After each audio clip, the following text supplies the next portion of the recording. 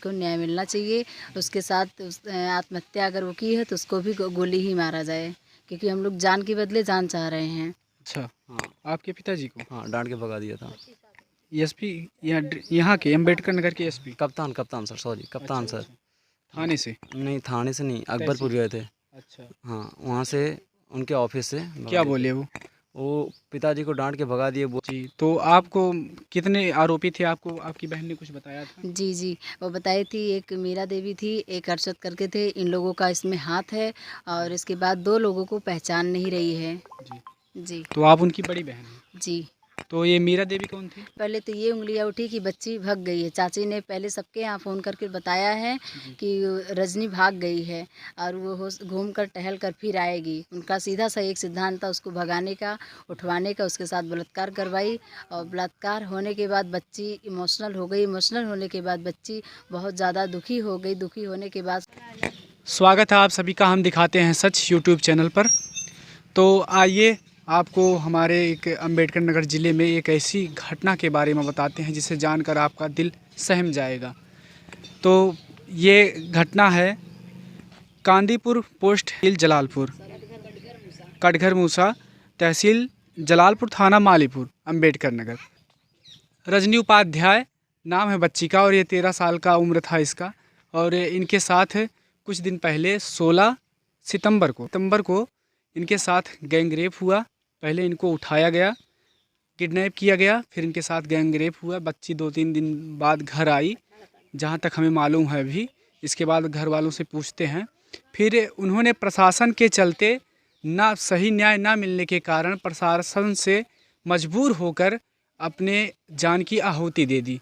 तो आइए भैया से पूछते हैं, उनके बड़े भाई हैं, क्या कहना चाहते हैं। छोटे भाई, क्या नाम है आपका? जी, हमारा नाम अर्पित उपाध्याय है। जी, जी बताइए आपकी बहन के साथ क्या क्या जी, 16 तारीख को यहाँ से स्कूल के लिए निकली थी। स्कूल जाते समय रास्ते से वो उठा ली गई। हाँ, तो जब वो बच्ची आई 18 तारीख को सुबह मॉर्निंग में 5 साढ़े 5-6 बजे करीब में, जी, तो उसने बोला कि यहाँ पे मेरी चाची थी। वीडियो कॉल के लिए दिखाई किसी को। हाँ, और बच्ची जिसे दिखाई थी वो मतलब उसका तेज़ था आवाज़ फ़ोन का, तो उसे सुनाई भी दिया आवाज़। तो आगे गई तो वही एक 4 व्हीलर खड़ा था, ब्लू कलर की थी। उसका नंबर भी हमें पता है, UP 32 HS 1315।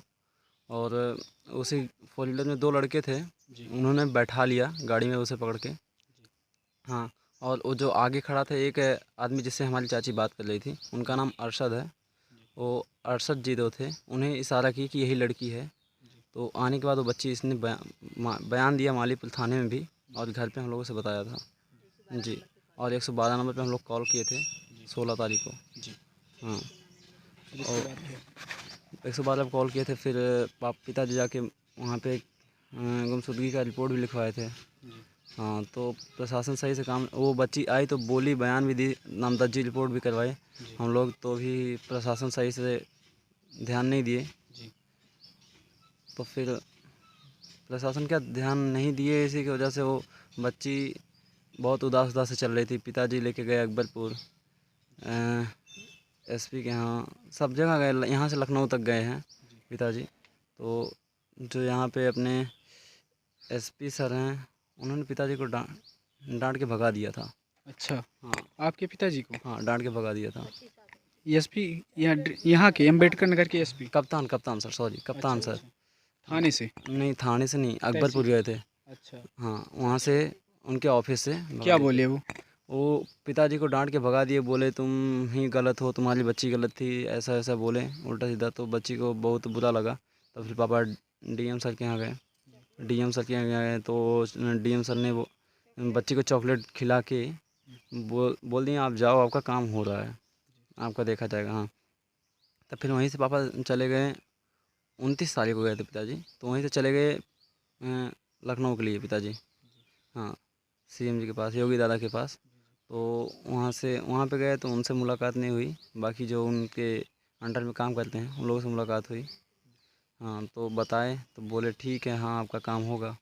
तो फिर वहाँ से पिताजी 30 तारीख को रात को 2 बजे घर जाके पहुँचे। जी, फिर इसके बाद बच्ची का जो आत्महत्या? बच्ची फिर आई घर पे, बहुत उदास उदास बैठी थी, इधर उधर उठ रही थी, बैठ रही थी अकेला अकेल। पहले तो सब कुछ नॉर्मल था। फिर 4 तारीख को खरवार एसआई आए, दरोगा जी। तो उन्होंने पूछा, बच्चे से पूछा क्या बना है आपके घर में। बोली सब्जी रोटी बनाए सर, खा लीजिए। तो बोले नहीं, खाएंगे नहीं। तो बच्ची ने ला के पानी दिया तो पिए। बोली चाय बना दे सर, पी लीजिए। तो बोले नहीं, हम नहीं, चाय नहीं पियेंगे। रात को 8 बजे आए थे, 8:30 बजे गए थे वो। हाँ, तो फिर उन्होंने ऐसे पानी पिया। इसके बाद फिर बच्ची ने बोला कि आप सर अगर सुबह तक हमें ये नहीं सुनाएंगे, सुबह 7 बजे तक ये हमारा अपराधी पकड़ा गया, तो हम आत्महत्या कर लेंगे। वो किससे बोली थी? एसआई से, अच्छा। दरोगा जी से। जी जी। हाँ, तो सुबह 7 बजे के बाद उसने फांसी लगा लिया। अच्छा, फिर दरोगा जी क्या बोले? दरोगा जी कुछ नहीं बोले। दरोगा जी अपना चुप मारे चले गए। और 8:30 बजे तक आए, आधा घंटा ऐसे बात। आप देख सकते हैं, एक बच्ची प्रशासन से मजबूर होकर खुदकुशी कर लेती है और हमारी सरकार देखते रह जाती, हाथ पे हाथ धरे रह जाती है। वो तभी हमारे गांव में आती है जब उसको वोट चाहिए होता है, और वोट देने के बाद ऐसे ऐसे अपराधियों को पाला जाता है जो हमारे समाज को, हमारी कुरीतियों को हमें दबा कर रखते हैं। आखिर क्या गलती है? क्या हमें जन्मसिद्ध ये अधिकार नहीं है कि हम स्वतंत्र होकर जी सकें? आज भी भारत में 70-75 साल हो गए आज़ाद होने को, लेकिन आज भी ऐसे ऐसे कांड हो रहे हैं जैसे मानो लगता है कि गरीबी एक बहुत बड़ा पाप है। तो आप क्या लगती हैं बच्ची की? बुआ। आप थी मौके पे यहाँ पे? हम नहीं थे। अच्छा, आप बताइए। तो ऐसे कोई जो है समाज में बच्ची पैदा करना चाहेगा जिस तरीके से हमारे बच्चियों के साथ हो रहा है, अपहरण हो रहा है, गैंगरेप हो रहा है, बाकी आप बताइए। नहीं, प्रशासन और काम नहीं करेगा तो फिर कैसे क्या होगा? जी, तो आप भी प्रशासन को दोष दे रही जी, हैं। प्रशासन का इसमें दोष है। जब तक प्रशासन काम नहीं करेगा तब तक हम लोग संतुष्ट नहीं रहेंगे। जी, तो आप आरोपियों के साथ क्या न्याय चाहती हैं? न्याय यही चाहते हैं कि जो हमारे बच्ची के साथ ऐसा किया है उसको न्याय मिलना चाहिए। उसके साथ आत्महत्या अगर वो की है तो उसको भी गोली ही मारा जाए, क्योंकि हम लोग जान के बदले जान चाह रहे हैं। जी, तो आपको कितने आरोपी थे? आपको आपकी बहन ने कुछ बताया था? जी जी, वो बताई थी। एक मीरा देवी थी, एक अरशद करके थे। इन लोगों का इसमें हाथ है, और इसके बाद 2 लोगों को पहचान नहीं रही है। जी, जी तो आप उनकी बड़ी बहन हैं। जी। तो ये मीरा देवी कौन थी? मीरा उसकी चाची हैं। अच्छा, जी। तो मतलब चाची की ऐसी दुश्मनी क्यों होगी? चाची की कोई दुश्मनी नहीं था, ना हम लोगों से कोई झगड़ा है, ना कोई लड़ाई है। दरअसल हम लोगों के पीछे ही हमेशा रहती थी, भगा देंगे, उठा लेंगे, भगवा देंगे, यही सब उनका हमेशा सलाह रहता था। तो आपकी चाची इस वक्त कहाँ है? इस समय चाची हमारी जेल में है। जी। जी। तो उनके ऊपर भी कार्रवाई होनी चाहिए कि नहीं? उनके ऊपर बहुत ज़्यादा कार्रवाई होनी चाहिए, क्योंकि वो हमेशा ये हम लोगों को दबा।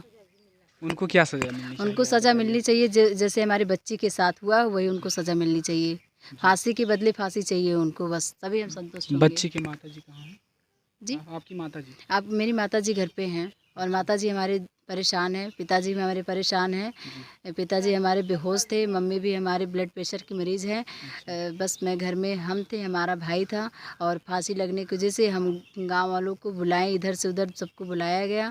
फिर शोर मचाए हुए थे। फिर आसपास के लोग जब लोग आए तो उसमें कुछ लोग कमेंट करने लगे कि खुद को की है, कुछ लोग इसमें गवाह कर रहे हैं कि वो अपने आप से मरी हुई है। उस बच्ची को गलत आरोप देने की वजह से बच्चे ने आत्महत्या कर लिया। जी, बिल्कुल सही कह रही हैं आप। कोई भी बच्ची अगर किसी के साथ ऐसा दुर्दशा, ऐसा कांड होता है, ऐसा दुष्कर्म होता है, तो वो अगर वो गरीब फैमिली से है तो वो कहाँ लड़ सकेगी, या उसके पापा मम्मी, घर वाले, भाई बहन कैसे कर पाएंगे, या आखिर कैसे प्रशासन से लड़ सकते हैं? जब समाज हमारा अगर यही एक साथ दे, और हम कुछ भी कर सकते हैं, लेकिन हमारा समाज ही हमारे ऊपर तरह तरह के सवाल खड़ा करने लगता है। उसके बाद बच्ची कई बारे में, अगर कोई महिला है तो अपने बारे में सोचती है कि वही समाज अगर आज किसी के साथ रेप हुआ है तो वही समाज उसे नहीं अपनाना चाहती है। क्या ऐसा है बहन जी? जी जी, ऐसा है, क्योंकि समाज के ऊपर पहले तो ये उंगलियां उठी कि बच्ची भाग गई है। चाची ने पहले सबके यहाँ फ़ोन करके बताया है कि रजनी भाग गई है, और वो घूम कर टहल कर फिर आएगी। उनका सीधा सा एक सिद्धांत था, उसको भगाने का, उठवाने का, उसके साथ बलात्कार करवाई। और बलात्कार होने के बाद बच्ची इमोशनल हो गई। इमोशनल होने के बाद बच्ची बहुत ज़्यादा दुखी हो गई। दुखी होने के बाद अपने रिलेशन में अपने जीजा से बोली कि जीजा मेरा जीने का कोई हक नहीं है इस दुनिया में, अब मैं जी नहीं सकती हूँ। प्रशासन से ये बच्ची बात बोली, बयान की कि मैं जी नहीं सकती हूँ, अगर इस पर कोई कार्रवाई नहीं की जा रही तो मैं जीवित नहीं रह सकती हूँ, मैं आत्महत्या कर लूँगी, फांसी लगा लूँगी। बच्ची का बयान था ये। तो आप समझिए हमारी प्रशासन, हमारी सरकार आखिर क्या कर रही है। आप घर की हालत दे सकते हैं कि इस बच्ची ये घर कैसा है, बाकी आप लोग खुद समझिए और वीडियो को बहुत ज़्यादा शेयर कीजिए, क्योंकि बिना आपके हम गरीब लोग जो हैं हमें न्याय। तो भगवान रजनी उपाध्याय की आत्मा को शांति दें और बलात्कारियों को जल्द से जल्द ही सज़ा देनी चाहिए। बाकी और जानकारी हम आकर बाद में लेते हैं जिला थाना अध्यक्ष और जिला अध्यक्ष महोदय से।